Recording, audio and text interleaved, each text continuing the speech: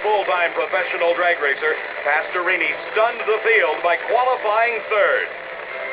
Shirley returned to racing just a month and a half ago at the Winter Nationals, where she lost in a first-round confrontation with Don Garlits. Today, she faced the newest driver in the top fuel ranks, Dan Pastorini. It was a great start. Anybody's race until the finish line, where the upset of the day occurred as Pastorini just squeaked by Shirley to advance to the second round. Always the gentleman, Pastorini was quick to compliment the lady. I love you. God bless you. Good race. You okay? Good race. Good race. I was late. They're going to chew me out. You're a hell of a lady. Thank you. You want some help out? Yeah. Come on. The 1986 NHRA Gatornationals is being brought to you by Nose Piece, which suffered considerable damage when the Kevlar belts were thrown off the wheel in that first round race. We'll be right back. Break of a lifetime. On the racetrack at the moment, the former NFL quarterback is unopposed. His competition was to have been Chris Karamazini. In winning his first-round race over Bill Mullins, Karamazini's car suffered severe engine damage. A blackened crankshaft has put him out of competition for the rest of the day, thus giving the bye run to Dan Pastorini. Earlier, Steve asked Pastorini to compare professional drag racing to pro football. Well, I think it's just, the willingness to work. You have to work in football just like you have to do in this business. And right now it's just Donnie and myself. And we work very well together. I'm fortunate that I've got good people working with me and helping me out. This industry is a tremendous industry. The NHRA has helped us a bunch. All of our sponsors that are on the car have helped us tremendously, and I'm very appreciative of that fact. Which is harder work, football or drag racing? Drag racing. Which is more fun? Drag racing. 2 for 2. That's right. Dan Pastorini, the former NFL quarterback, and he is just making a checkout run. He shuts it off early, the car coasting through the quarter mile. Dan was referring to his crew chief, Donnie Couch, who does such a capable job of preparing this number 3 qualifier. Our next race, the engines lit on the starting line. The former national champion, the former world champion, Gary Beck. Driving for car owner Larry Miner, Beck is opposed by Coletta. This is a rematch of the final round of Top Fuel Eliminator in 1983. Gary Beck won that matchup. Earlier today, Connie Coletta in round number 1 defeated Gary Ormsby, while Gary Beck defeated Hank Edris.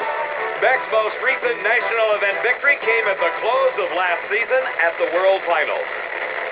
Beck is in the far lane, number 2 in the world last season. Connie Coletta in the lane nearest our cameras.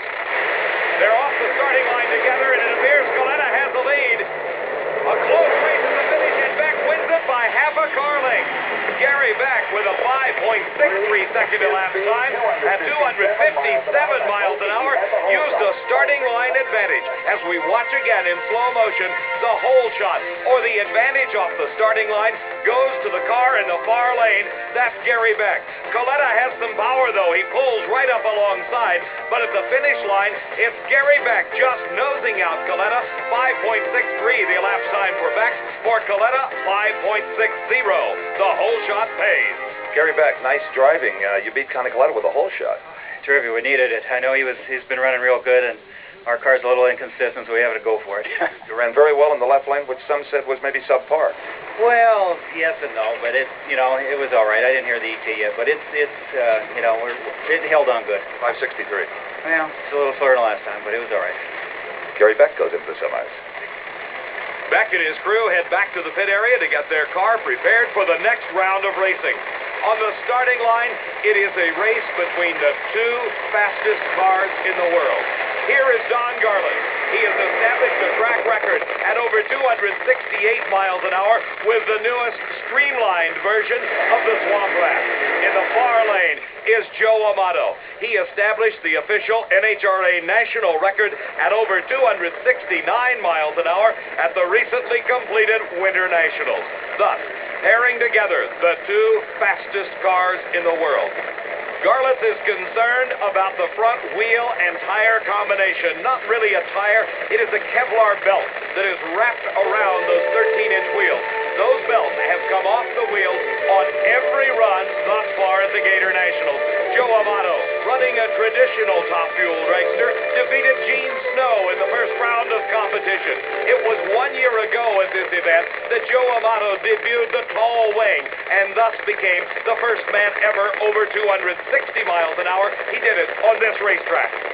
Now the question is, can either driver run 270? A brilliant start for Don Garlits, easily outdistancing Joe Amato. Garlits with a great elapsed time, 5.46 seconds. His speed, though, only 246 miles an hour.